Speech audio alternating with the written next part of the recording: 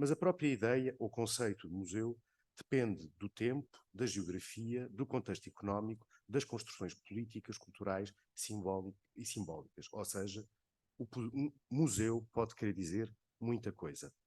Há o museu do homem, da ciência, da história, da língua, do vinho, do dinheiro, dos têxteis, dos azulejos, da roupa, do fado, do sexo, e poderia continuar esta lista, através de uma muito variada e mais ou menos excêntrica designação daquilo que pode conter e ser um museu.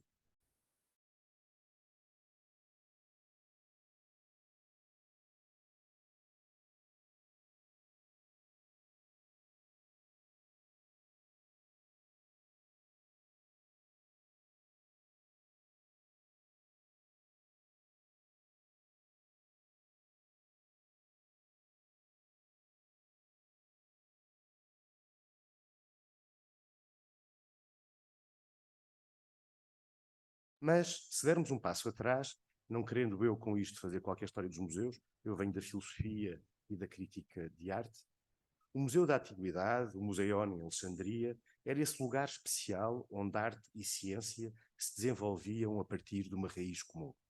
Um lugar de pesquisa interdisciplinar, um lugar de encontro, um lugar de relações. A própria palavra antiga para museu, museon, significa a casa das musas, onde as artes e as ciências encontravam um ponto seguro de ancoragem. Só muito posteriormente surge a Wunderkammer como esse lugar de curiosidades, mais ou menos excêntrico, que era sobretudo um exercício de poder através do fascínio do exótico e do desconhecido.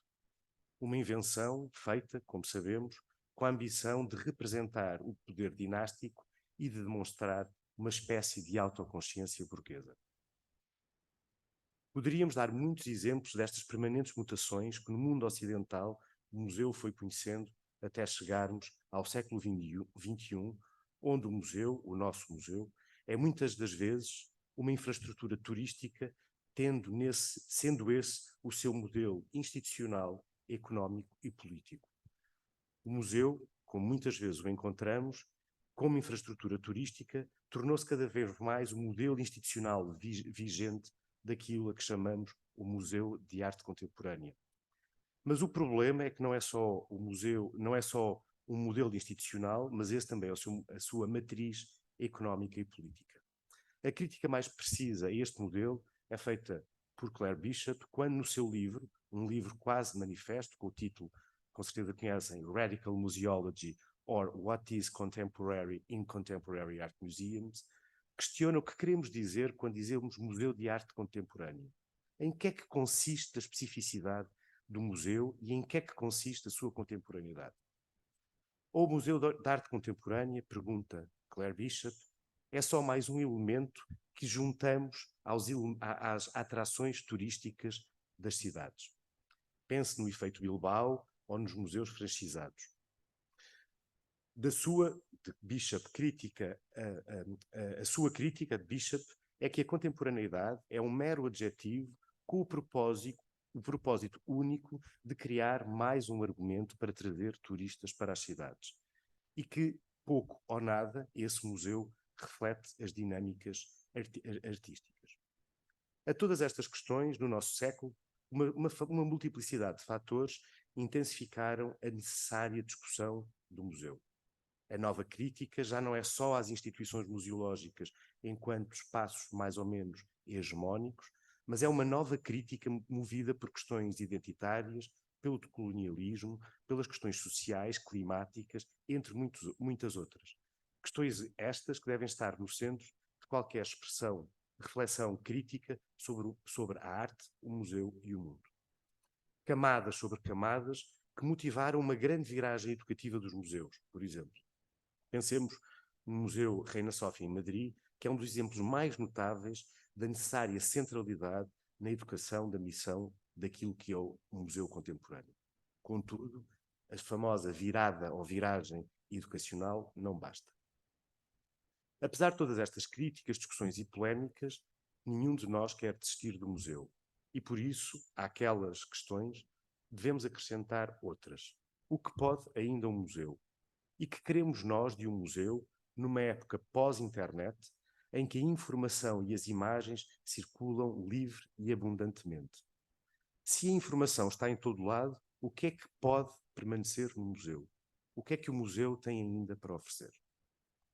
Esta discussão, que parte, em grande medida, da constatação da insuficiência dos modelos museológicos para fazer face aos dinamismos artísticos, sociais e políticos.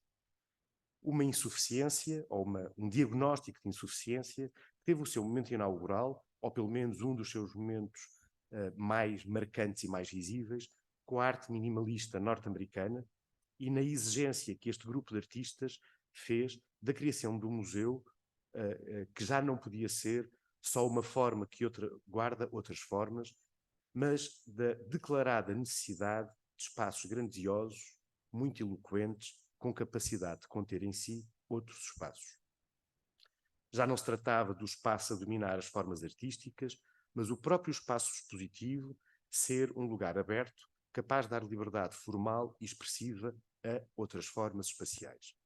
Obviamente, estou a pensar na maneira como certos escultores, por exemplo, Eva S., Richard Serra, Robert Morris, Tony Smith, entre outros, e vou propositadamente deixar de fora todos os artistas da Land Art, criaram obras cuja natureza, materialidade e escala nos ensinaram como a configuração do museu clássico já não serve mais e tornaram evidente a necessidade de encontrar novas racionalidades e novas tipologias para estes novos objetos. Esta crise, provocada pelas próprias obras, e é muito interessante que seja uma crise provocada pela própria transformação do objeto artístico, não é uma tese, não é uma exigência histórica, curatorial ou crítica, é a própria inadequação entre o espaço e as obras. Mas, retomando o texto, esta crise provocada pelas próprias obras e decorrente de uma experiência real de total inadequação do espaço museológico às necessidades artísticas, provocou uma crise profunda no museu, no pensamento do que é um museu. Uma das principais sistematizadoras destas crises é, como devem saber, Rosalind Krauss, que num texto de 1990, chamado The Cultural Logic of the Late Capitalist Museum, põe em causa de um modo radical a ideia do museu como lugar onde guardamos objetos preciosos, únicos, não replicáveis. Não vou aqui dizer aurátipos, porque o conceito de aura, tal como Benjamin desenvolve, é bastante mais complexo da maneira como nós o temos vindo a utilizar. Nesse texto, Krauss mostra a importância do minimalismo, minimalismo aqui na sua versão artística, da importância do minimalismo na criação de uma nova ideologia espacial dos museus. Nesse ensaio, que curiosamente só conhece um prolongamento e uma resposta em 2013 com o livro Manifesto, como eu gosto de lhe chamar, de Claire Bishop, é tornado evidente a pequenez e adequação da maioria dos museus. Mas Krauss mostra que não se trata só de uma questão espacial, mas também da necessária alteração radical da ambição, missão e função do museu, quando declara, e ela aqui sendo uma espécie de porta-voz daquele grupo de artistas, que a natureza enciclopédica dos museus estava acabada. Nesse texto, ela reconstrói uma conversa com Tom Krantz, na altura diretor da Solomon Guggenheim Foundation, através de uma reconstrução de um diálogo que ela coloca nesse texto. Krauss declara que agora os museus, em consequência, ou como consequência da perda da sua vocação enciclopédica e académica, devem, e passo a citar, mostrar poucos artistas. Obviamente que isto tem um enquadramento ideológico, teórico, tem que ver com as preferências de Rosalind Krauss, mas eu acho que continua a ser muito pertinente. Retomando a citação, mostrar poucos artistas da vasta gama de produção estética modernista e mostrar esses poucos, portanto criticando em absoluto essa vocação ou essa ambição enciclopédia, em profundidade. Ao longo de todo o espaço, mostrar esses poucos artistas em profundidade e ao longo de todo o espaço que se pode ocupar, experimentar, e é muito interessante a utilização da palavra experimentar, o impacto cumulativo de uma determinada obra. Fim de citação. Assistimos aqui a uma mudança não só discursiva, mas à mudança de todo o imaginário que rodeia a ideia de museu.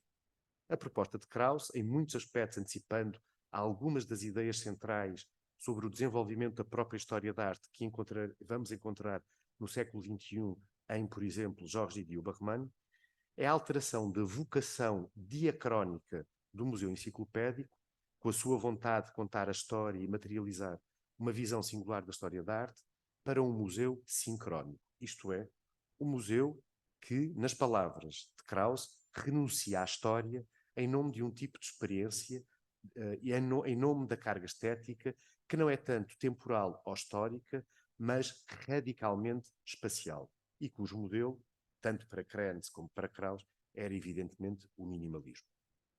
É o minimalismo, voltando a Krauss, em relação à sua revelação, que remodela, propõe Krauss, a forma como nós, espectadoras do final do século XX, olhamos para a arte. Agora vestimos a arte, incorporamos a arte e revela-se a nossa necessidade de vivê-la em conjunto num espaço de interação. Ainda seguindo o argumento de Krauss, esta discussão teve não só consequências numa espécie de preferência estética por uma arquitetura e escala das salas de exposição, passando-se a preferir armazéns abandonados, espaços de grande escala, etc., normalmente nas periferias das grandes cidades, mas também impactou, e este para mim é um dos pontos decisivos, o espectador, que nestes novos espaços se vê obrigado a expandir a sua atenção de uma relação exclusiva com a obra para o próprio espaço. Há uma passagem no ensaio de Krauss que, apesar de aí não ser proposto um modelo ou paradigma estético ou artístico, faz um diagnóstico preciso do sujeito ou espectador contemporâneo com que o museu tem de se relacionar. Diz ela, esta transformação, e ela está-se a referir às transformações introduzidas pelo minimalismo nas lógicas museológicas e expositivas, servem também como uma espécie de ato de reparação de um sujeito cuja experiência cotidiana é de crescente isolamento, reificação, especialização. Um sujeito que vive sob as condições da cultura industrial avançada como um ser cada vez mais instrumentalizado. Fim de citação. Sabe-se da inspiração que Rosalind Krauss teve do famoso texto The Cultural Logic of the Late Capitalism, de Jameson, de 1989, e que, de algum modo, ela usa o minimalismo, ou, na versão de Rosalind Krauss, como uma muito particular forma de resistência à crescente hegemonia do modelo capitalista na arte e na cultura. É verdade que o nosso mundo, em 2023, já não é aquele mundo, mas em muitos aspectos está em causa, naqueles anos de 1990, uma reivindicação do museu como um lugar de resistência a formas de domesticação do sujeito e da sua subjetividade que voltamos a encontrar, por exemplo, em Jonathan Crary, em 2013, e no seu famoso livro 24/7. A meu ver, aquilo que percorre o argumento de Krauss é a antecipação da necessidade de uma reprogramação sensorial. Nos anos de 1990, tratou-se de entender o sujeito como um sujeito sensível, um ser de experiência e não um mero receptor de visões consolidadas e dogmáticas do mundo e da realidade. Mas hoje, esta reivindicação, que podemos chamar fenomenológica, do sujeito como ser de experiência, a esta reivindicação, junta-se o entendimento da posição do espectador enquanto sujeito, que não é só um olho que vê e um corpo que experimenta, mas um sujeito histórico, político, com uma identidade determinada que o museu deve acolher. Trata-se da passagem de uma abordagem fortemente fenomenológica, em que o olhar era dominado pelas obras, que hoje vemos ser transformada, ou que queremos ver transformada, numa experiência social, política, climática. Mas se esta transformação, ou se aquela transformação, tem em conta a crescente politização da arte, dos artistas e dos museus, é necessário ter em conta o modo como a relação do público com os museus foi radicalmente transformada pela digitalização das nossas vidas, tornando-se urgente saber responder à pergunta: como pode um museu manter viva uma relação com os seus visitantes ou espectadores e com as obras, no contexto dos espaços positivos, num mundo em que os paradigmas da comunicação e da percepção foram radicalmente alterados. Portanto, aquilo que temos pela frente é um combate a uma muito enraizada desconfiança relativamente à presença e ao uso da tecnologia, não só nos processos de construção dos objetos artísticos, sejam estes esculturas, pinturas, fotografias, filmes e até mesmo literatura, poesia ou música, mas também na experiência que fazemos deles. No entanto, esta digitalização que tanto nos aflige, e aflige mesmo, nem por um momento ameaçou a função dos museus como potentes motores de promoção turística. E peço perdão de insistir outra vez neste tópico, porque esta qualidade de motor do turismo é esta qualidade de motor turístico, melhor dizendo, que alimenta um modelo de financiamento grandemente dependente de grandes empresas e colecionadores milionários que abrem museus e tornam o gosto privado, que muitas vezes não reflete outra coisa senão lógicas de mercado, e tornam esse gosto privado, que muitas vezes não reflete senão lógicas de mercado, num paradigma do gosto público. E esse gosto privado impede, a meu ver, que o museu concretize uma tão necessária metamorfose. A necessidade do nosso tempo, que se tem refletido em tantas exposições por este mundo, e pensa em particular na Documenta 15 de 2022 e na abordagem radical que fez àquilo que é uma exposição, é tornar o museu nesse local onde lógicas alternativas às lógicas comunicativas e de distração dominantes na nossa cultura possam existir e ter expressão. Peter Weibel, num manifesto intitulado Manifesto para um Novo Museu, de 2018, diz que o Museu do Futuro será um laboratório onde poderemos, e eu acrescentaria, deveremos, experimentar novos mundos. Podemos entender que o que ele está a dizer é que o Museu do Futuro será aquele em que todas e todos poderão exercer a sua subjetividade e expressar a sua própria criatividade, e seguindo o mote do artista alemão Joseph Beuys, tão injustamente quase sempre esquecido nestas discussões, perceber verdadeiramente o que significa afirmar que cada uma de nós é artista. O museu, o museu que nós queremos, já não é o lugar da admiração, do gesto e do gosto, não é? De um indivíduo isolado, mas o museu deve encontrar lugar na sua Desculpem, o museu já não é um lugar de admiração do gesto e do gosto de um indivíduo isolado e da sua capacidade virtuosa de exercer um gesto e construir um objeto, entenda-se por objeto, pintura, escultura, o que quiser, mas o museu como lugar de formação, de conhecimento de outras realidades. Se, como mostra Weibel, o museu clássico era uma porta para o passado, os novos museus devem ser portais para os mundos por vir, onde as cidadãs ativas encontram lugares vivos e dinâmicos, onde a sua participação é não só valorizada, mas exigida. No contexto português, e só vou dar este exemplo, é interessante pensar no Museu de Arte, Arquitetura e Tecnologia, o MAT, como esse museu do futuro. Uma ambição a que só o tempo poderá responder ter sido ou não alcançada. Creio que não. Mas na sua origem está uma junção pós-disciplinar muito contemporânea que abole todas as fronteiras entre os diversos gestos criativos, arquitetura, arte, tecnologia. Trata-se, no caso do MAT, não só de abolir hierarquias expositivas, abrindo o espaço, como acontece com os minimalistas ou com os projetos arquitetónicos emblemáticos de Lina Bobardi ou de Oscar Niemeyer, no Brasil, em São Paulo, e o Oscar Niemeyer também no Rio de Janeiro, em Niterói, de uma forma tão radical democratizar um espaço expositivo, abrindo paredes e preferindo lógicas de transparência e não de opacidade, mas de entender o museu como espaço de coisas distintas que quase retoma, a origem grega antiga do museu. Se por um lado o MAT tem na sua arquitetura e na fluidez que a arquitetura propõe uma abertura, quase que concretizando a ideia utópica de vanguarda do Museu Sem Paredes, uma das suas principais características é um gesto materializado na sua arquitetura que permite um estado de permanente metamorfose e experiência.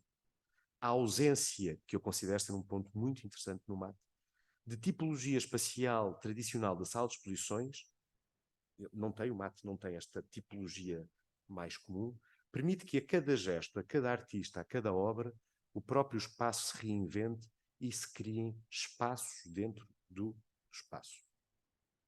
Mas não é só ao nível da sua arquitetura que é interessante pensar no MAT, mas também porque na gênese deste museu, nunca abdicando da palavra museu, e podia ter sido aberto como centro cultural e por aí fora, se posicionou como detentor de uma outra lógica que reflete não a narrativa histórica ou as grandes teses curatoriais, mas abre-se ao fluxo da vida. A arquitetura, não é? Mimetizando muito aquele gesto da promenade architecturale do Niemeyer, nomeadamente no pavilhão do Parque Ibirapuera da Bienal de São Paulo. É muito interessante esta maneira como há uma espécie de tentativa de recriação do fluxo naquela grande sala de entrada no mate. Mas se abre ao fluxo da vida. E, cito Groys, no mundo em que o objetivo de parar o fluxo do tempo é ultrapassado pela internet, a função do museu passou a ser encenar o fluxo. É muito interessante esta ideia do museu como lugar que encena o fluxo da vida.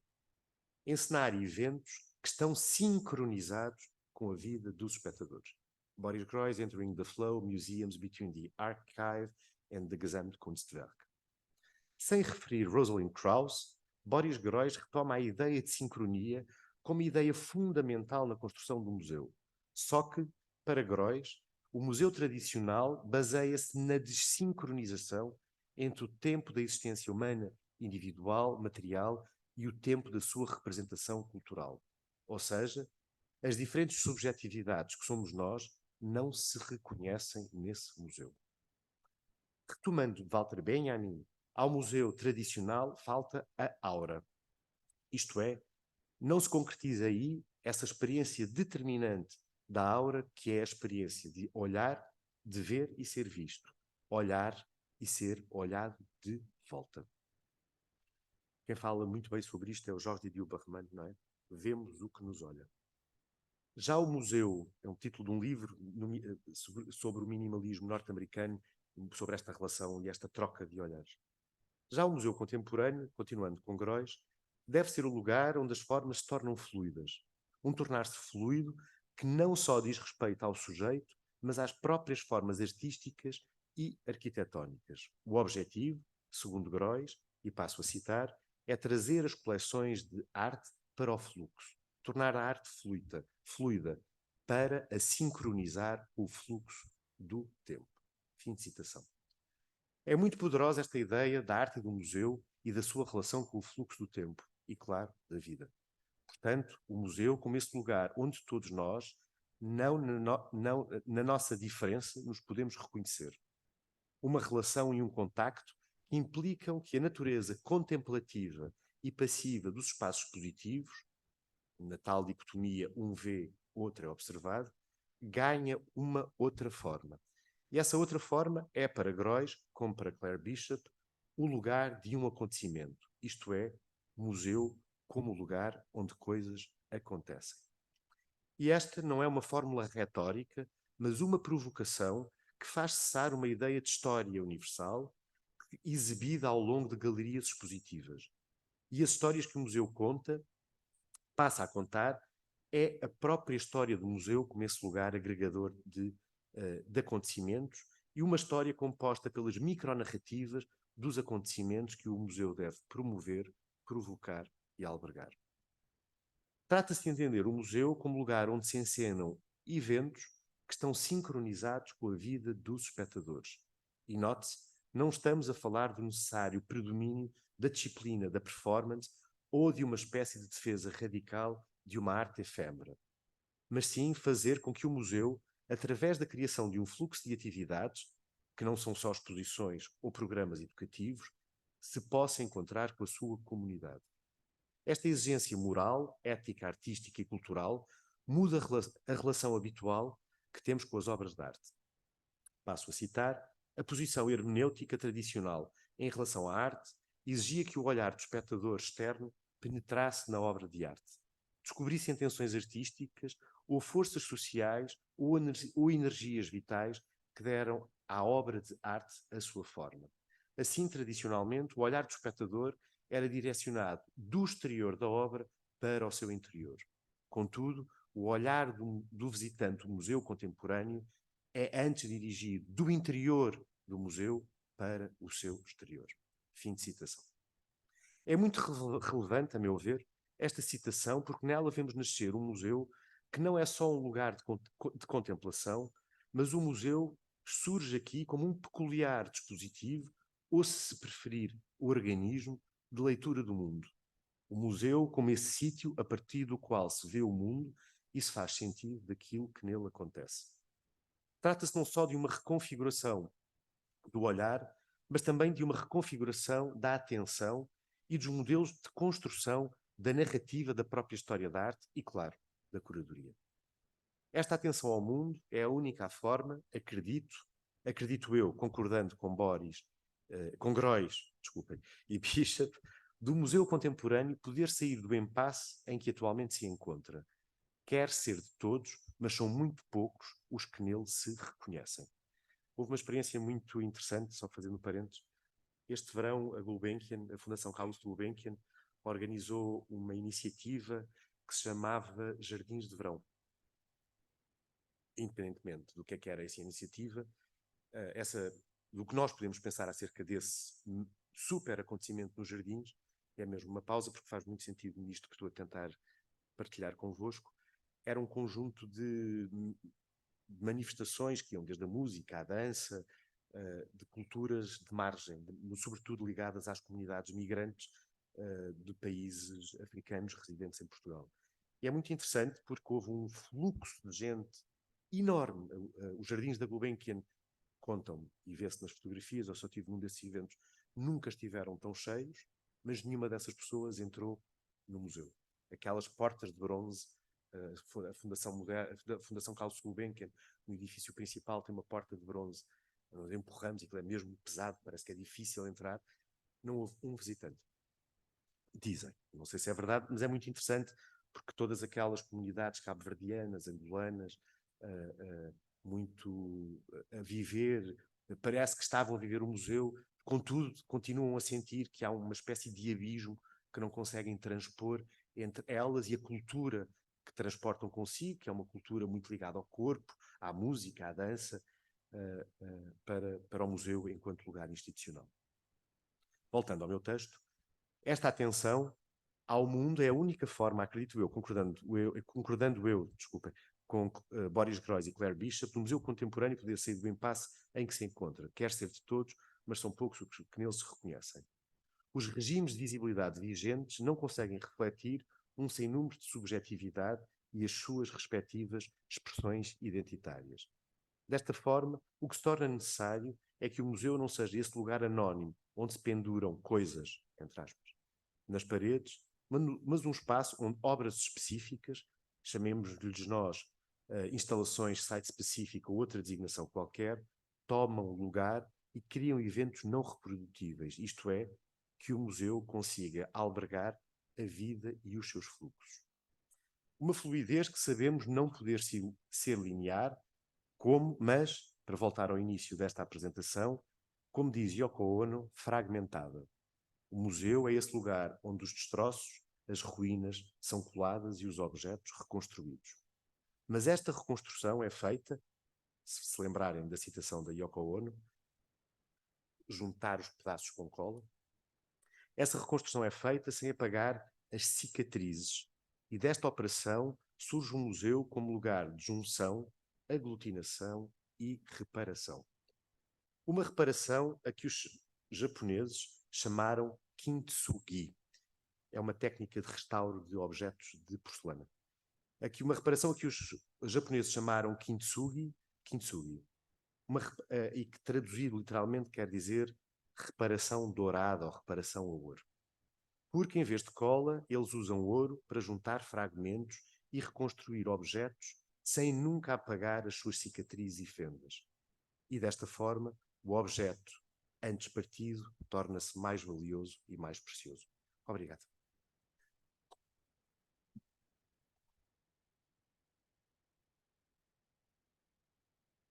Não há perguntas? Não. perguntas?